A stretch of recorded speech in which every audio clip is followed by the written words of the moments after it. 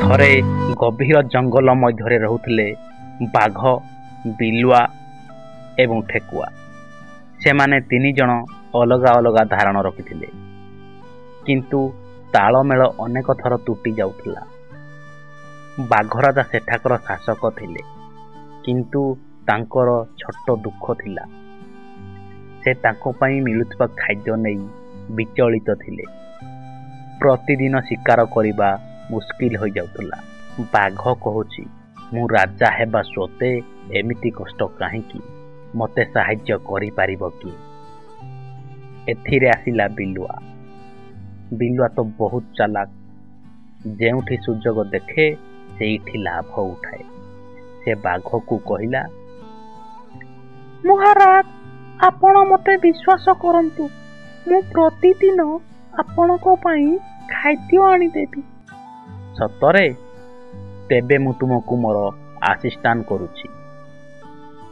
ବିଲୁଆ ତ ବହୁତ ଚାଲାକ। ତାଙ୍କ ମନରେ ଏହି ଚିନ୍ତା, ନିଜେ ଖାଇବ ଓ ବାଘ ପାଖରେ ଭଣ୍ଡା କଥା କହିବ। ଏବେ ତାଙ୍କର ଦୃଷ୍ଟି ଗଲା ଦୟାଳୁ ଠେକୁଆ ଉପରେ। ଠେକୁଆ ଭାଇ, ବାଘ ରାଜା ତୁମକୁ ଦେଖିବାକୁ ଚାହାନ୍ତି। ତୁମେ ଗଲେ ସେ ଖୁସି ହେବେ। ଠିକ ଅଛି ବନ୍ଧୁ, ତାହେଲେ ମୁଁ ବାଘ ପାଖକୁ ଯାଉଛି। ଠେକୁଆ ବାଘ ରାଜା ପାଖକୁ ଗଲା। ବାଘ ତ ଖାଇବାକୁ ପ୍ରସ୍ତୁତ, କିନ୍ତୁ ଠେକୁଆ ବୁଝିଗଲା ଯେ କିଛି ଭୁଲ ହୋଇଛି। ଠେକୁଆ କହୁଛି, ମହାରାଜ, ମୋତେ ବିଲୁଆ ଆଣିଛି, କିନ୍ତୁ ଆପଣ କହିଥିଲେ ମୋତେ ସମ୍ମାନ ଦେବେ। ମୁଁ ତ ଏହି କଥା କହିନି। ଠେକୁଆଟି ଚାଲାକ ଥିଲା। ସେ ଆଗକୁ ଏକ ଯୋଜନା କଲା। ମହାରାଜ, ମୁଁ ଜାଣିଛି ଏଠାରୁ ବହୁତ ଦୂରରେ ଏକ ଗୁପ୍ତ ଗୁମ୍ଫା ଅଛି, ଯେଉଁଠି ଅନେକ ମାଂସ ରହିଛି। ମୁଁ ଆପଣଙ୍କୁ ସେଠାକୁ ନେଇଯିବି, କିନ୍ତୁ ବିଲୁଆ ସହିତ ନୁହେଁ। ଠେକୁଆ ବାଘକୁ ଏକ ଅନ୍ଧକାର ଗୁମ୍ଫା ମଧ୍ୟକୁ ନେଇଗଲା। ଅସଲରେ ସେ ଥିଲା ଜଙ୍ଗଲ ପାଖରେ ଥିବା ଏକ ଝରଣା, ଯେଉଁଠି ବାଘ ବୁଡ଼ି ଯାଇପାରିବ।